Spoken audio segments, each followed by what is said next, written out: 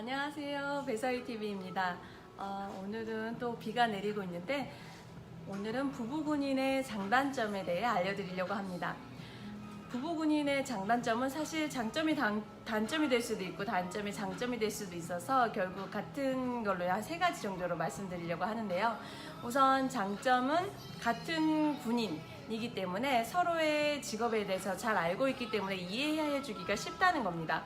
보통 이제 군인들은 민간인하고 결혼을 하는 경우도 많거든요. 그러면 군에 있는 훈련이나 무슨 근무나 이러한 특성이 조금 사회랑 다르잖아요. 그러다 보니까 이제 배우자가 제대로 인정해주지 않거나 배려해주지 않으면 정말 힘든 경우가 많은데요. 부부군인일 경우에는 같이 군 생활을 하고 있기 때문에 서로 이해하기가 좋다는 거가 있겠죠.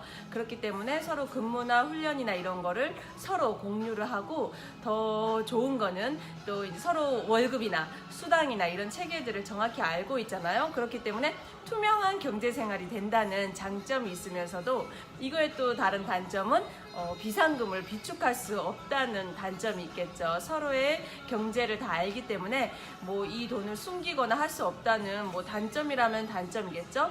그리고 두 번째는 같은 근무지를 근무할 수 있다는 장점이 있어요. 근데 이거는 이제 병가마다 틀린데, 만약에 4단급에 이제 근무를 해야 하는 이제 병가가 있다면 일반 예하 대대에는 뭐 보병이나 뭐 정보나 항공 쪽으로는 갈 수 있으나 좀 특수 병가들 있잖아요. 그러면 4단 쪽에서만 배치가 되는데, 나는 특수병가인데 나의 이제 신랑분은 보병이다. 그러면 신랑은 최전방 대대에서 근무한다면 나는 그냥 그 주요 4단급에 근무를 하게 되면은 결국 같은 지역 권역에 근무하더라도 거리가 떨어져서 근무를 하게 될 경우가 있어요. 근데 부부군인은 웬만하면 같은 권역으로 이제 묶어주거든요. 그렇기 때문에 그러한 장점을 활용해서 이 와이프가 뭐 대전에 있는데 남편이 춘천에 있는 경우는 많이 없다는 거.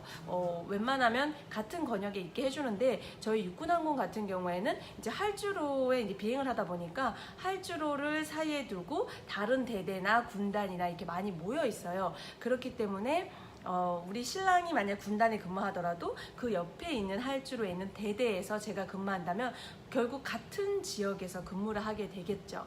그렇기 때문에 이러한 유리한 점이 있다. 근데 이제 어떤 경우가 있냐면, 부부 군인이다 보니까 특수한 상황으로서 같은 부대에 근무하게 될 경우가 있어요. 뭐 신랑은 작전장교, 와이프는 인사과장, 이렇게 근무를 할 수가 있잖아요. 근데 이게 이제 장단점이 있는데, 장점은 같이 출퇴근이 가능하니까 같이 일어나서 아이 어린이집에 맡기고 출근을 하고 퇴근할 때 같이 퇴근하고, 참 로망 있죠. 여러분들 사내 연애도 많이 생각하시잖아요.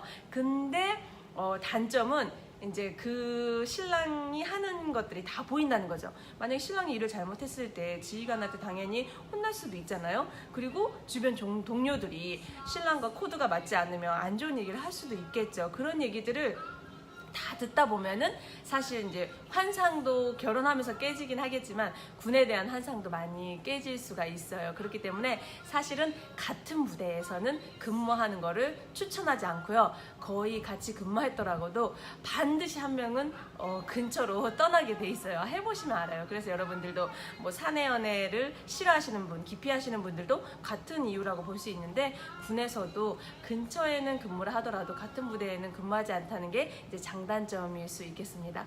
그리고 마지막 3번째, 부부군인의 장점, 같은 꿈을 갖고 같은 직종에서 근무하다 보면은 서로 대화할 게 많습니다. 사실 직장이 서로 다르다 보면은 취미생활을 같이 하던 아니면 여행을 같이 하던 이렇게 공통사를 많이 만들려고 하잖아요. 그렇게 되면 이제 노후에 서로 심심하지 않게 따로 놀지 않고 함께 할 수가 있는데, 사실 같은 군인이었다는 그 하나만으로도 엄청난 추억이 있습니다. 왜냐하면 저 역시도 육군항공학교에 가서 신랑을 만나서 거의 10년 이상 이제 연애하면서 결혼을 하고 아이까지 기르면서 같이 군 생활을 했었잖아요. 나중에 50대, 60대 됐을 때 신랑과 나 공통점이 뭐가 있을까 했을 때 같이 헬기 조종사로 같이 헬기 조종했던 그것들이 많이 추억이 될 겁니다. 이렇게 같이 공통사가 있다는 게 엄청난 소중한 기회고 저에게는 엄청난 좋은 그거거든요. 근데 뭐 단점이라고 하면 만약 내가 변호사나 의사랑 결혼했다면 그 분야를 잘 알 수 있었을 건데 그런 거를 겪어보지 못했던 거, 이게 단점이란 단점일 수 있겠죠. 그렇기 때문에 지금 부부군인이신 우리 여군 후배님들 또는 선배님들도 계시겠지만 정말 부부군인이라는 거는 이제 군에서 봤을 땐 정말 축복이죠. 그렇기 때문에 여러분들 다른 민간인 남편을 두신 그 여군 선배님들이나 후배님들은 더 힘들어 하십니다. 그렇기 때문에 나는 축복받았다고 생각하시고 군생활 하시면 되고, 나는 부부군인이 아닌데 많이 좀 피해받는 거 아니야? 전혀 그런 거 아닙니다. 각자 장단점이 있기 때문에 자신의 위치에서 잘 생활하시면 될 것 같아요. 오늘은 부부군인의 장단점에 대해 알려드렸는데요. 항상 이제 포인트만 얘기하다 보니까 되게 짧게 했었는데, 언제는 기회 되면 제가 20분, 30분 길게 저의 스토리 역시 알려드리는 시간을 마련하도록 하겠습니다. 그러면 구독과 좋아요 필수 하면서 안녕!